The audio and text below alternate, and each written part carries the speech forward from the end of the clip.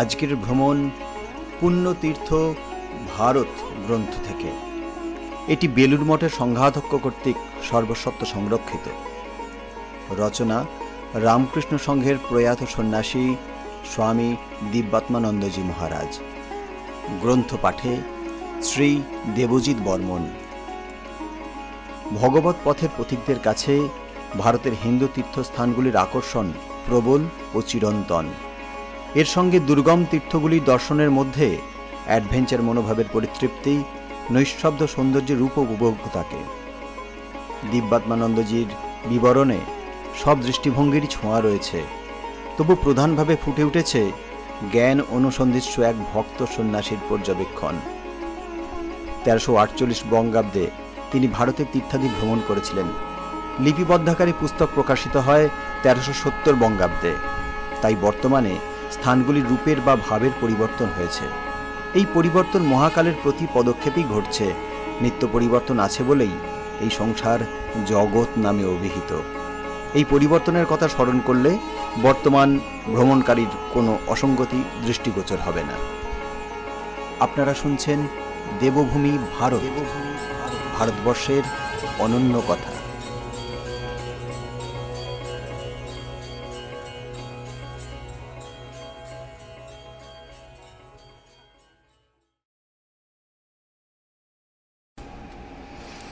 পুণ্যতীর্থ ভারত গ্রন্থের আজকের তীর্থ দক্ষিণ ভারতের মন্দির প্রসঙ্গে।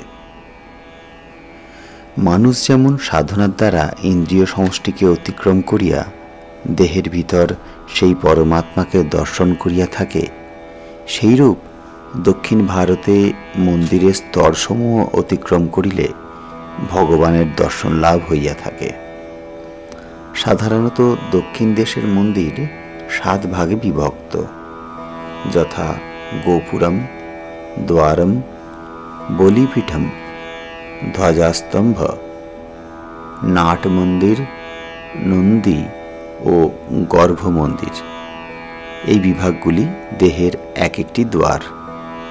গোপুরমকে পায়ু, দ্বারকে উপস্থ, বলিপীঠমকে নাভি, ধ্বজাস্তম্ভকে হৃদয়, নাট মন্দিরকে কণ্ঠ, নন্দীকে ভ্রু ও গর্ভমন্দিরকে ব্রহ্মতালু বা সহস্রার বলিয়া থাকে। গোপুরম। গোপুরমের অর্থ প্রধান তোরণ। কোনো কোনো মন্দিরের চারিদিকে 4টি গোপুরম আছে। গোপুরমকে রাজগোপুরম ও জগৎ গোপুরম বলা হয়। কেহ কেহ ইহাকে নরদেহের রূপ বলিয়াও থাকে। নরদেহ যেমন ইন্দ্রিয় সমূহের সাহায্যে জগতের সকল ভালো মন্দ উপভোগ করে, তেমন দেহরূপ গোপুরমেও ইন্দ্রিয় স্বরূপ ভিত্তি হইতে চূড়া পর্যন্ত কয়েকটি গবাক্ষ আছে। আর ইহার গায়ে চারিদিকে বাহ্য জগতের ভালো মন্দে মিশ্রিত নানা রকমের মূর্তি আছে। যদি পরমাত্মাকে লাভ করিতে চাও, ওই ইন্দ্রিয় সমষ্টিকে অতিক্রম করিতে হইবে। পরমাত্মার দর্শন লাভ করিতে হইলে যেরূপ বাহ্য জগৎ হইতে মনকে টানিয়া আনিয়া হৃদয় অভ্যন্তরে প্রবেশ করাইতে হয়, সেই রূপ বিগ্রহ দর্শন করিতে হইলে বাহ্য জগৎরূপ গোপুরম অতিক্রম করিয়া হৃদয়রূপ গর্ভমন্দিরের অভ্যন্তরে প্রবেশ করিতে হইবে। সাধারণত দক্ষিণ দেশের মন্দিরের গোপুরমগুলি গর্ভমন্দির হইতে বড়। সম্ভবত ইহার কারণ এই যে স্থূলদেহের অভ্যন্তরেই ভগবান বা পরমাত্মা সূক্ষ্মরূপে বিরাজ করিতেছেন। গোপুরম সাধারণত 3 প্রকারের হয়, কখনো কখনো 5 প্রকারের বা 7 প্রকার বা 9 প্রকার কিংবা 11 অথবা 13, এই সকল বেজোড় স্তরে হইয়া থাকে। প্রত্যেক স্তরে একটি করিয়া গবাক্ষ আছে, যথা পঞ্চ জ্ঞানেন্দ্রিয় অর্থাৎ চক্ষু, কর্ণ, নাসিকা, জিহ্বা ও ত্বক। পঞ্চ কর্মেন্দ্রিয় বাক, পানি, পাদ, পায়ু ও উপস্থ। চারি অন্তরিন্দ্রিয়। অন্তরিন্দ্রিয়গুলি কি কি? মন, বুদ্ধি, অহংকার ও চিত্ত।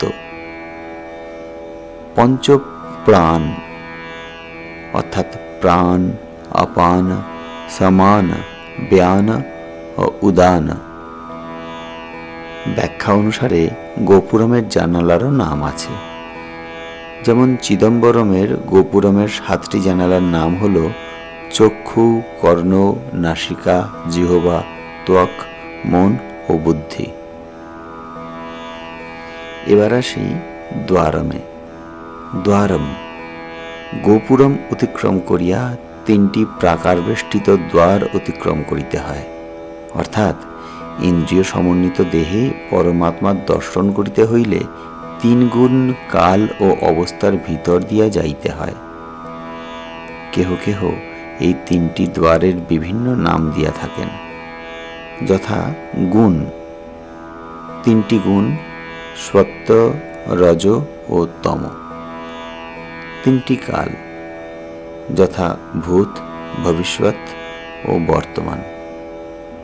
তেমনি অবস্থা 3টি, জাগ্রত, স্বপ্ন ও সুষুপ্তি।